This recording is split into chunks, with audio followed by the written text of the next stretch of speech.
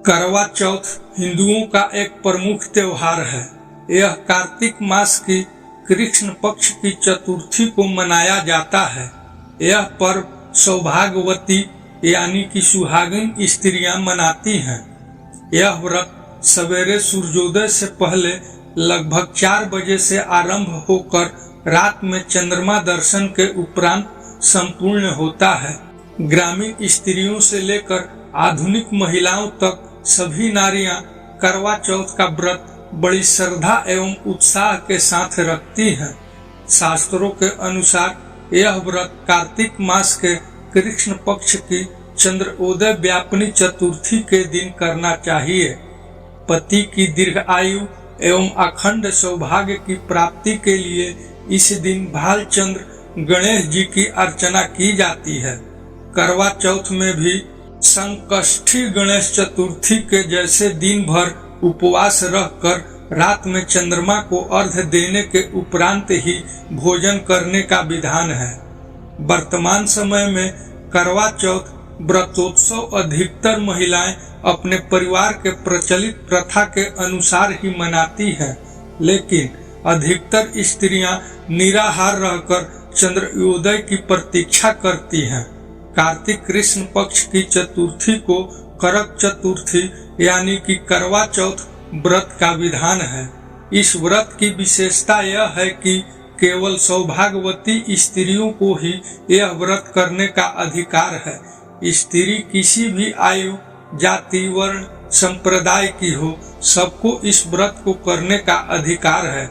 जो सौभाग्यवती यानी कि सुहागन स्त्रियां अपने पति की आयु, स्वास्थ्य और सौभाग्य की कामना करती हैं, वे यह व्रत रखती हैं।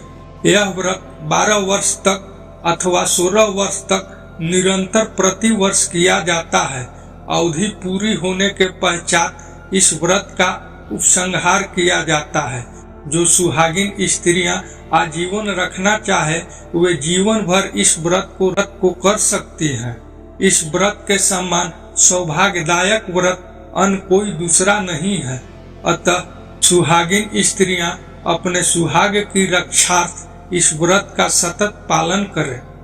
भारत देश में वैसे तो चौथ माता जी के कई मंदिर स्थित हैं, लेकिन सबसे प्राचीन एवं सबसे अधिक ख्याति प्राप्त मंदिर राजस्थान राज्य के सवाई माधोपुर जिले के चौथ का बरवाड़ा गांव में स्थित है।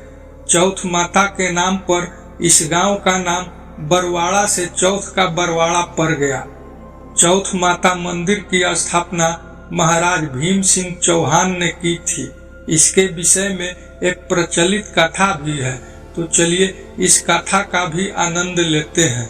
बहुत समय पहले की बात है। एक साहूकार के 7 बेटे और उनकी एक बहन करवा थी। सभी 7 भाई अपनी बहन से बहुत प्यार करते थे, यहाँ तक कि वे पहले उसे खाना खिलाते और बाद में स्वयं खाते थे। एक बार उनकी बहन ससुराल से मायके आई हुई थी। शाम को भाई जब अपना व्यापार व्यवसाय बंद कर घर आए तो देखा उनकी बहन बहुत व्याकुल थी। सभी भाई खाना खाने बैठे और अपनी बहन से भी खाने का आग्रह करने लगे, लेकिन बहन ने बताया कि उसका आज करवा चौथ का निर्जल व्रत है और वह खाना सिर्फ चंद्रमा को देखकर उसे अर्घ्य देकर ही खा सकती है। चूंकि चंद्रमा अभी तक नहीं निकला है, इसलिए वह भूख प्यास से व्याकुल हो उठी है। सबसे छोटे भाई को अपनी बहन की हालत देखी नहीं जाती। वह दूर पीपल के पेड़ पर एक दीपक जलाकर चलनी की ओट में रख देता है। दूर से देखने पर वह ऐसा प्रतीत होता है कि जैसे चतुर्थी का चांद उदित हो रहा हो। इसके बाद भाई अपनी बहन को बताता है कि चांद निकल आया है, तुम उसे अर्घ्य देने के बाद भोजन कर सकती हो। बहन खुशी के मारे सीढ़ियों पर चढ़कर चांद को देखती है, उसे अर्घ्य देकर खाना खाने बैठ जाती है। वह पहला टुकड़ा मुंह में डालती है तो उसे छींक आ जाती है, दूसरा टुकड़ा डालती है तो उसमें बाल निकल आता है और जैसे ही तीसरा टुकड़ा मुंह में डालने की कोशिश करती है तो उसके पति की मृत्यु का समाचार उसे मिलता है। वह बौखला जाती है। उसकी भाभी उसे सच्चाई से अवगत कराती है कि उसके साथ ऐसा क्यों हुआ। करवा चौथ का व्रत गलत तरीके से टूटने के कारण देवता उससे नाराज हो गए हैं और उन्होंने ऐसा किया है।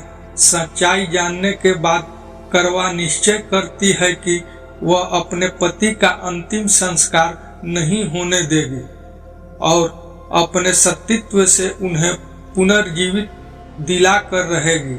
वह पूरे 1 साल तक अपने पति के शव के पास बैठी रहती है, उसकी देखभाल करती है। उसके ऊपर उगने वाले सुई नुमा घास को वह एकत्रित करती जाती है। 1 साल बाद फिर करवा चौथ का दिन आता है। उसकी सभी भाभियां करवा चौथ का व्रत रखती हैं। जब भाभियां उससे आशीर्वाद लेने आती हैं तो वह प्रत्येक भाभी से यम सुई ले लो, पिए सुई दे दो, मुझे भी अपने जैसी सुहागिन बना दो, ऐसा आग्रह करती है। लेकिन हर बार भाभी उसे अगली भाभी से आग्रह करने का कह चली जाती है। इस प्रकार जब 6ठे नंबर की भाभी आती है तो करवा उससे भी यही बात दोहराती है। यह भाभी उसे बताती है कि चूंकि सबसे छोटे भाई की वजह से उसका व्रत टूटा था, अतः उसकी पत्नी में ही शक्ति है कि वह तुम्हारे पति को दोबारा जीवित कर सकती है। इसलिए जब वह आए तो तुम उसे पकड़ लेना और जब तक वह तुम्हारे पति को जिंदा ना कर दे उसे नहीं छोड़ना। ऐसा कह के वह चली जाती है। सबसे अंत में छोटी भाभी आती है। करवा उनसे भी सुहागिन बनने का आग्रह करती है, लेकिन वह टाल मटोली करने लगती है। इसे देख करवा उन्हें जोर से पकड़ लेती है और अपने सुहाग को जिंदा करने के लिए कहती है। भाभी उससे छुड़ाने के लिए नोचती खसोटती है, लेकिन करवा नहीं छोड़ती है। अंत में उसकी तपस्या को देख भाभी पसीज जाती हैं और अपनी छोटी अंगुली को चीरकर उसमें से अमृत उसके पति के मुंह में डाल देती हैं।